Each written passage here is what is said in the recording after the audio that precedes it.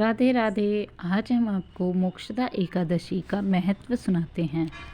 मार्गशीर्ष मास के शुक्ल पक्ष की एकादशी को मोक्षदा एकादशी कहा जाता है। इसी दिन भगवान श्री कृष्ण ने महाभारत के प्रारंभ होने से पूर्व अर्जुन की श्रीमद् भागवत गीता का उपदेश दिया था। इस दिन श्री कृष्ण व गीता का पूजन करना चाहिए। इसके बाद आरती करके उसका पाठ करना चाहिए। मोक्षदा एकादशी को दक्षिण भारत में वैकुंठ एकादशी के नाम से भी जाना जाता है। गीता में भगवान श्री कृष्ण ने कर्म योग पर विशेष बल दिया है। ब्राह्मण भोजन कराकर दान आदि कार्य करने से विशेष फल प्राप्त होते हैं।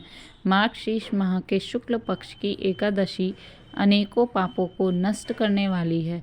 यह एकादशी मोक्षदा के नाम से प्रसिद्ध है।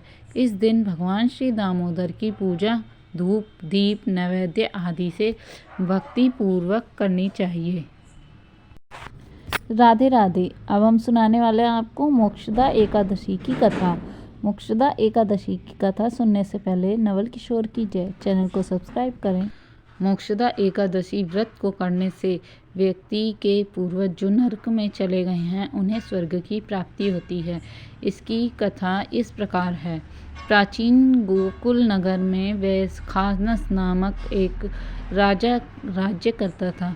उसके राज्य में चारों वेदों के ज्ञाता ब्राह्मण रहते थे।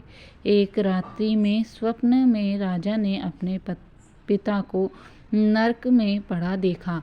अपने पिता को इस प्रकार देखकर उसे बहुत दुख हुआ। प्रातःकाल होते ही वह ब्राह्मणों के सामने अपनी स्वप्न कथा कहने लगा।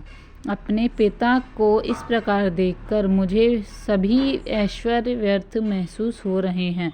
आप लोग मुझे किसी प्रकार का तप दान व्रत आदि बताएं जिससे मेरे पिता को मुक्ति प्राप्त हो जाए।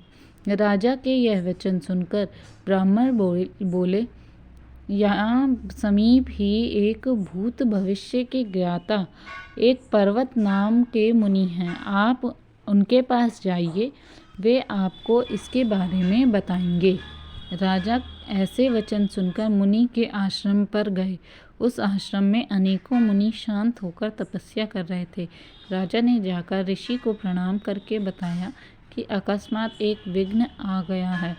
यह सुनकर पर्वत मुनि ने आंखें बंद कर ली और कुछ देर बाद मुनि बोले कि आपके पिता ने पिछले जन्म में एक दुष्कर्म किया था। उसी पाप के फल से तुम्हारे पिता नरक में गए हैं। यह सुनकर राजा ने अपने पिता के उद्धार की प्रार्थना ऋषि से की। मुनि राजा की विनती पर बोले कि मार्गशीर्ष मास के शुक्ल पक्ष में जो एकादशी होती है उस एकादशी का आप उपवास करें। उस एकादशी के पुण्य से ही आपके पिता को मुक्ति मिलेगी। मुनि के वचनों को सुनकर उसने अपने कुटुंब सहित मोक्षदा एकादशी का उपवास कराया। उस उपवास के पुण्य को राजा ने अपने पिता को दे दिया।